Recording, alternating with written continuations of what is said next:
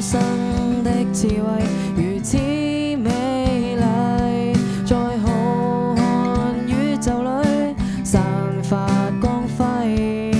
青蔥的小草就像世間的好，永遠也不會枯燥。試問誰一己私利奉獻這寶貴土地？這問題不可再被畫上標記。這是我們的歌唱，高進自然方向。是誰邁出這世界？誰見你忘意？這是我們的呼喊，越過種族界限。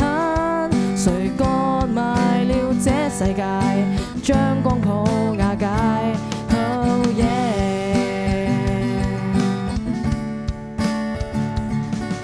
苛刻的薪水，誰想應許？現實令你沒法不思進取。卑躬的身軀，信念會否將死去化作那心血精髓？對制度感到崩壞，大眾可牽手上街。這地球不可割賣，盡快